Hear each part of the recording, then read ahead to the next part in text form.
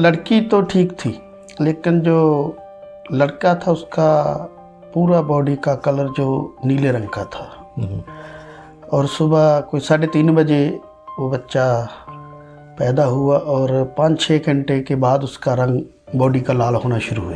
और जब मैं हॉस्पिटल आया और देखा लड़का मेरा बिल्कुल ठीक है, जो डॉक्टर बोलते थे कि इसका कुछ हो ही नहीं सकता, वही डॉक्टर मुझे बोला कि आप पैसे जमा करो, सुबह आपको घर जाना, बच्चा आपका ठीक है। मुझे और विश्वास बढ़ गया। पैसा भी था, यार दोस्त थे, लेकिन घूमना फिरना इधर उधर, बुरी ज़िंदगी, दारू पीना, रात 1-2 बजे तक घर में आना। लेकिन जो सही सेवकाई है वो उसको तो मैं गाली निकालता था बस लोग प्रभु के खादम लोगों को। मैं बोलता जी झोला पहन कर आ जाते, कि बैग उठाते हैं, घूमते रहते हैं, पैसा इकट्ठा करते हैं। तो प्रभु ने फिर मुझे सिखाया कि चल अभी तू बैग उठा इनके साथ चल। अब तू गालियां बकता था, अब तू खा।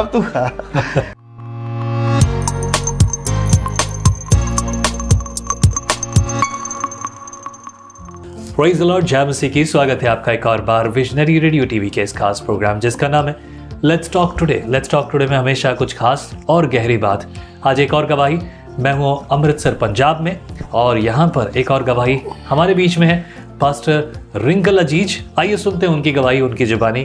बहुत बहुत शुक्रिया पास्टर रिंकल हमारे बीच में आने के लिए। Thank you. और मैं सुन रहा हूँ कि आप भारत के अलग अलग जगहों पर जाते हैं, बहुत लंबी सेवकाई है आपकी, और इस सेवकाई में आपकी गवाही और आपके द्वारा जो प्रभु ने सेवा ली है, बड़ी सेवकाई हुई, लोगों के जीवन में बड़े काम हुए।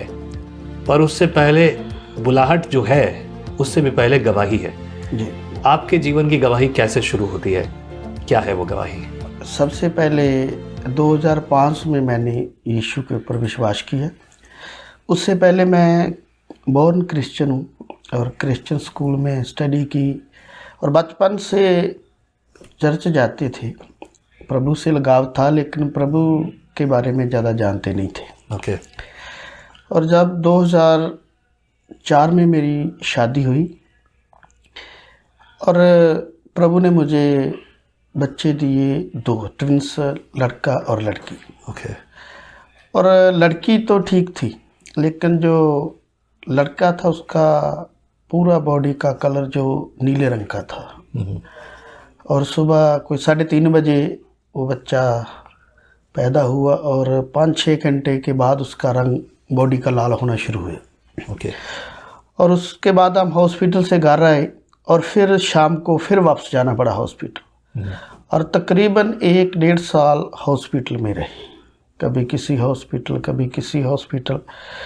यीशु के बारे में जानते तो थे, क्रिश्चियन थे, लेकिन यीशु के ऊपर विश्वास नहीं था। डॉक्टरों के ऊपर भरोसा था और अपनी समझ के ऊपर, पैसे के ऊपर, कि हम ऐसे ही प्रार्थना से नहीं ऐसे ठीक होगा, वो ऐसे करेंगे, किसी दूसरे हॉस्पिटल चले जाएंगे, किसी दूसरे हॉस्पिटल, ऐसे घूमते रहे पूरे पंजाब में। और 2005 में फिर एक समय आया जब मैं अमृतसर खेत्रपाल हॉस्पिटल है, बच्चा उसी हॉस्पिटल में एडमिट था। और डॉक्टर कभी भी ये नहीं बोलते थे कि ये ठीक होगा, वो यही बोलते थे कि इसके बारे में कुछ कहा नहीं जा सकता। और मैं भी प्रभु को इस तरफ जाता नहीं था कि प्रार्थना करूं या प्रभु के ऊपर विश्वास करूं, तो मेरा ज़्यादा भरोसा जो डॉक्टर के ऊपर ही था।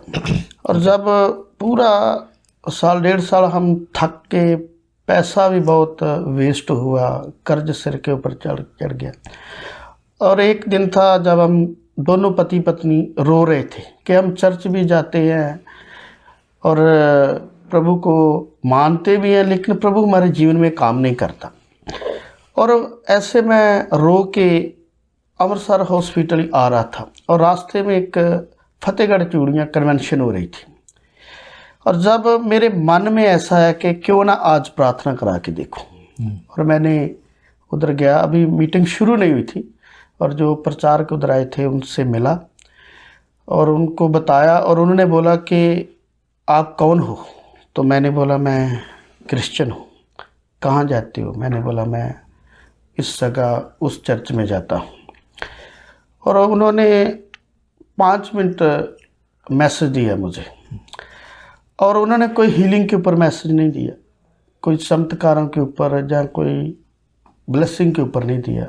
उन्होंने सिर्फ मुझे ये बताया कि जिस चर्च में तू जाता है वहाँ मूर्तियों की पूजा की जाती है। तो वही वचन मेरे जीवन में काम किया। मैंने विश्वास किया, उन्होंने प्रार्थना की, और मैं ऐसे एक पता नहीं पैसे कितने थे मैंने निकाले, और मेरा यही मानना था कि ये पास्टर लोग जो होते हैं वो पैसे के लिए होते हैं, पैसे मांगते रहते हैं। पास्टरों को बहुत गाली निकालता था, बुरा भला। मैंने बोलना कि इन्होंने अपने रोटी का रोज़गार बनाया, जो ऐसे घूमते रहते हैं बैग लेकर। और मैं यही, मेरे मन में ऐसा ही था कि पास्टर होते ही ऐसे पैसे इकट्ठे करने के लिए। तो मैंने फिर उनको पैसे देना चाहा, और उन्होंने बोला, शायद वो बुधवार का दिन था, उन्होंने बोला कि ये पैसे बेटा अपने पास रख, संडे को तू तेरे बच्चे को लेकर चर्च जाना है, और ये जो भेंट है वही डालनी है। तो मैंने वो अलग से रख लिए। और जब मैं हॉस्पिटल आया तो मेरा तो, जब उन्होंने वो मुझे वचन सुना रहे थे तो मेरा जीवन तो उसी वक्त बदल रहा था। क्या बात है। और जब मैं हॉस्पिटल आया और देखा लड़का मेरा बिल्कुल ठीक है, जो डॉक्टर बोलते थे कि इसका कुछ हो ही नहीं सकता, वही डॉक्टर मुझे बोला कि आप पैसे जमा करो, सुबह आपको घर जाना, बच्चा आपका ठीक है। मुझे और विश्वास बढ़ गया। और उसके बाद हम घर चले गए अगले दिन, और 2 दिन घर रहे। और फिर जब चर्च गए, फर्स्ट टाइम हम चर्च गए, तो जब मैसेज हुआ उसके बाद लोग प्रार्थना कर रहे हैं, कुछ लोग आत्मा में प्रार्थना कर रहे हैं, तारीफ स्तुति कर रहे हैं। तो मुझे तो कुछ समझ नहीं आया, फर्स्ट टाइम गया था पेंटिकॉस्टल चर्च। तो जब मैं बैठा हूँ तो प्रभु ने उसी वक्त मुझे मेरे साथ बात करनी शुरू कर दी। आवाज़ आनी शुरू हो गई, प्रभु ने मुझे छू लिया, और मैं प्रभु से सवाल जवाब करने लगा। और उस वक्त तो मुझे पता नहीं था ये क्या है।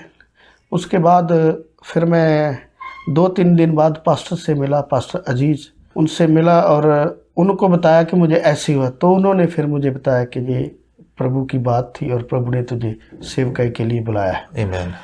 और उसके बाद फिर मैंने पीछे मुड़कर नहीं देखा, और 2006 में फिर मैंने बपतिस्मा लिया, और 2007 में फिर धीरे धीरे मैं प्रभु में बढ़ने लगा, और 2011 में मैंने सेवकाई शुरू की।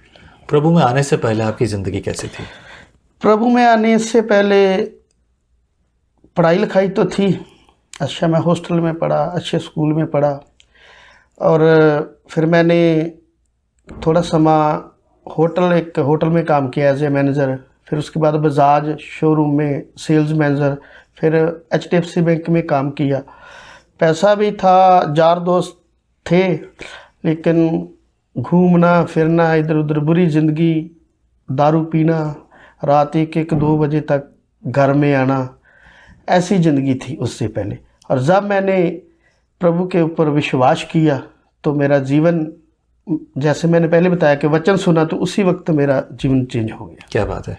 ये एक दिन में नहीं होता, कभी भी एक दिन में नहीं होता। और वो ज़िंदगी जो भी थी, हाँ, कार्नल लाइफ मैं बोलता हूँ उसे, मतलब सांसारिक जीवन जो है, सांसारिक जीवन में आपने मसीह को पहचाना अपने बच्चे के कारण। हाँ, बच्चे की वजह से। राइट। जरिया कोई भी हो सकता है, लेकिन 1 साल आपने एक समय बिताया उसके इलाज के लिए। परमेश्वर के अनुग्रह से आज दोनों बेटा बेटी ठीक है। ठीक है, आमीन।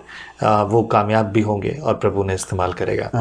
परंतु परमेश्वर ने आपको सेवा के लिए बुलाया जी, और सेवकाई आपके आज इस आयाम पे है कि आपका नाम शहर, इज्जत, शोहरत पूरे भारत में है और आप अलग अलग जगहों पर जाते हैं। क्या लगता है इस सेवकाई के पीछे ये बात, क्या परमेश्वर ने ये जो आपके सामने बुलाहट रखी, इसके लिए ज़बरदस्ती उसने आपके बच्चे को बीमार किया है?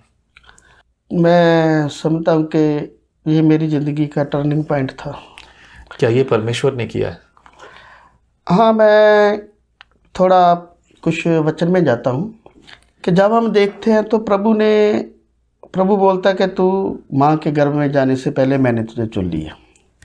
जैसे हम मूसा के बारे में देखते हैं तो मूसा चुना तो पहले ही था कि वो इसराइलियों को निकालेगा, ठीक है, लेकिन वो उसके जीवन में 3 पड़ाव आए, 40-40 साल के ना। पहले 40 साल उसकी और ज़िंदगी थी, दूसरे 40 साल और जिंदगी थी, लेकिन चुना कब था? पहले ही, जन्म से पहले ही कि वो इसराइलियों की अगुवाई करेगा। लेकिन 80 साल की उम्र में प्रभु ने उनको खड़ा किया। तो मैं कई बार ये सोचता कि चुना था, लेकिन जब हम प्रभु को देखेंगे नहीं, जैसे वचन में लिखा है चखो और देखो। ठीक बात है। तो ये जो मिरेकल हमारे जीवन में होता है वो प्रभु अपना एहसास कराता है कि मैं हूँ। हाँ, ठीक बात और है। मुझे समझ आ गई कि हाँ यही है जो जीवित परमेश्वर है।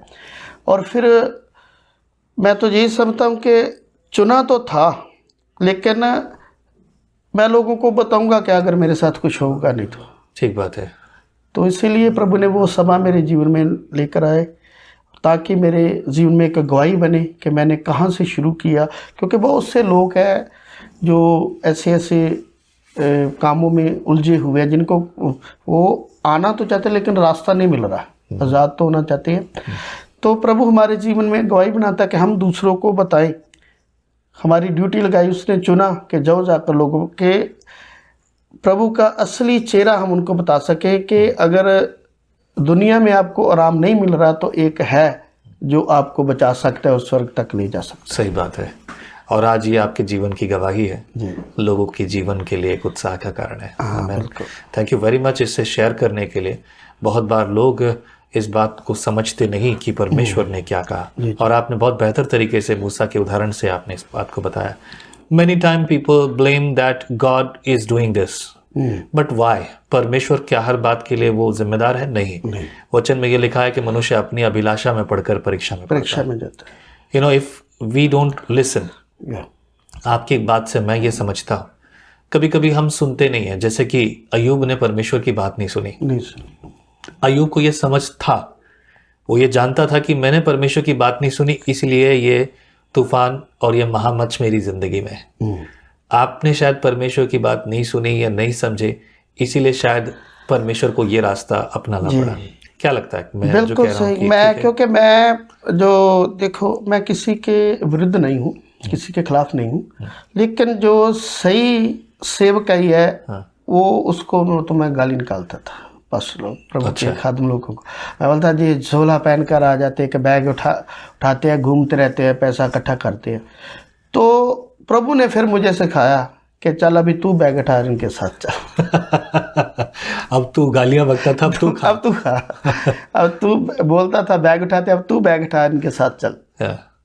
तो ये तो मैं समझता को आया प्रभु की इच्छा से। क्योंकि जब हम सुलेमान लिखते हैं ना सुबपदेशक, उसका 7 अध्याय उसका 13 और 14 वचन के ये विपत्ता जो हमारे ऊपर आती है, जो खुशी है तो वो भी प्रभु की ओर से है, विपत्ता है तो वो भी प्रभु की ओर से है। वो ये दोनों ही प्रभु देता है, लेकिन दोनों हमारी भलाई के लिए। करेक्ट। जब हम खुशी में होते हैं तो हमारा विश्वास बढ़ता है, जब विपत्ता में जाते हैं तो हम मजबूत होते हैं। आमीन, आमीन। बहुत अच्छा।